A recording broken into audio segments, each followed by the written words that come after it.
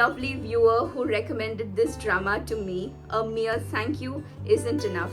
I wish I could give you a tight hug if you were right here in front of me for such an amazing recommendation. And with that, I welcome you all to my channel.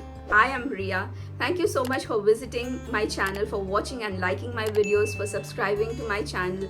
If you're someone who hasn't, please I request you, please subscribe to my channel for more such videos. Thank you so much you guys for all your love and appreciation. If there's anything that you would like to ask me or recommend me or suggest me, please feel free to leave it in the comments. And without further ado, I just can't wait to get started on today's topic. I am so emotionally overwhelmed by this drama, you guys. Since this had been suggested to me, I felt a certain sense of responsibility to give my honest opinion on this drama and watched it as carefully as I could, taking down notes and keywords while watching it. But none of that could prepare me for the way the story unfolded and ended. To start with, if there were an award for the best opening credits clip, then this drama would win it hands down. You may not believe it, but I didn't skip the opening credits clip in any of the 17 episodes. The entire animation of watercolor paintings with an equally beautiful music playing in the background makes this a beautiful and unforgettable experience. This is a historical drama based on true events, and the story is very noteworthy, I found, for the authentic depiction of life and times in the Joseon era. At its heart, it tells you the tale of a progressive king, his struggle and perseverance to become a monarch, and his sincere love and affection towards a court maid. However, this story is as much about the palace maids and their lives and ambitions as well.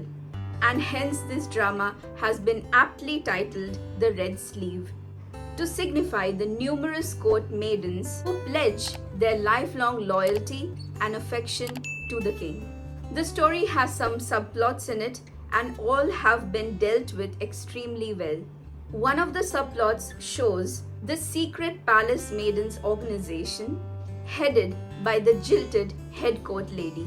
Those started with the noble intention of ensuring the pride and safety of the palace maidens, the cult eventually gets darker and more ambitious and eventually leads to many evil deeds. Even though having a dark undertone, it was refreshing to see the story from the perspective of these palace maidens who are considered as lowly servants.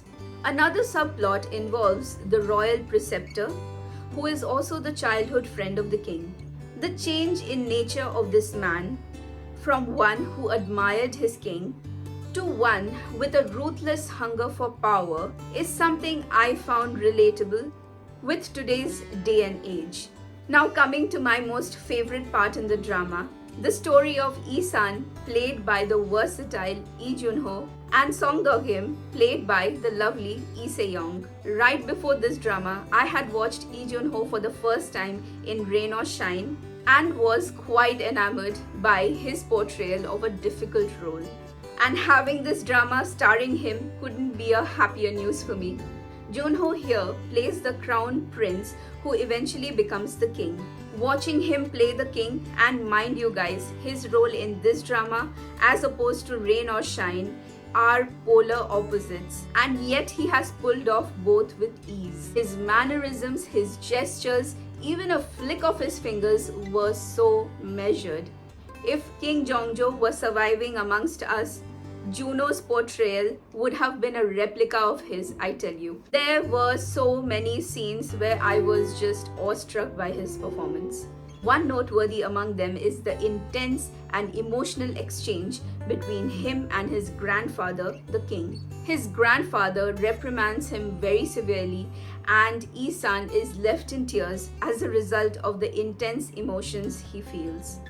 Jun-ho's every gesture, even the measured way in which he lowers his eyes while still crying, is unforgettable. He is equally convincing in the role of a just and honorable monarch as he is in the part of a man deeply in love with a court maiden.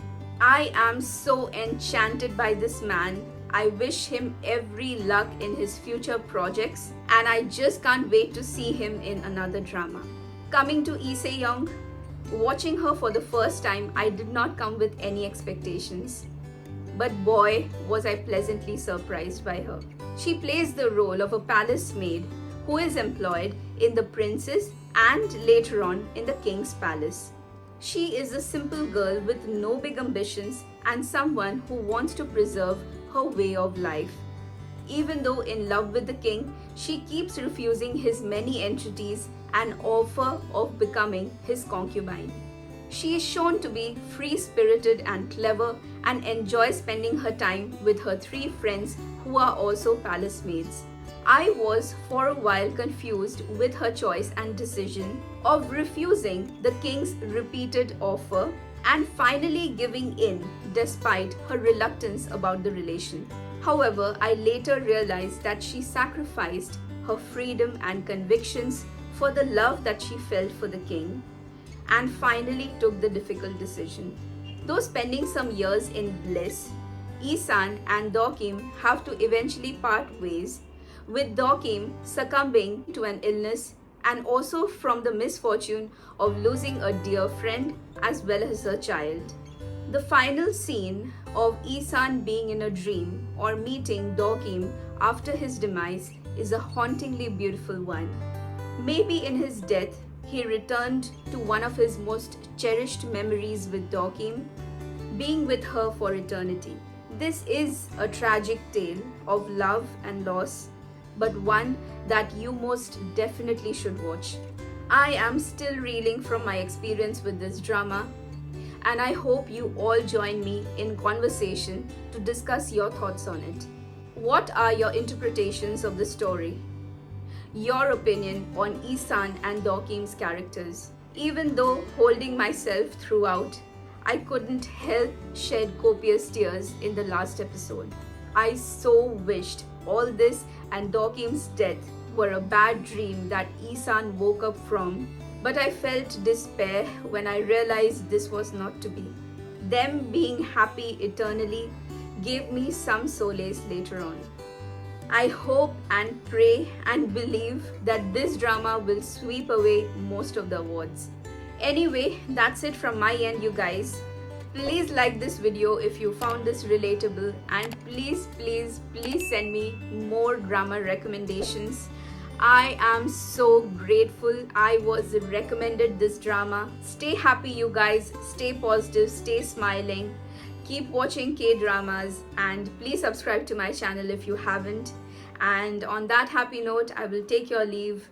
Saranghae.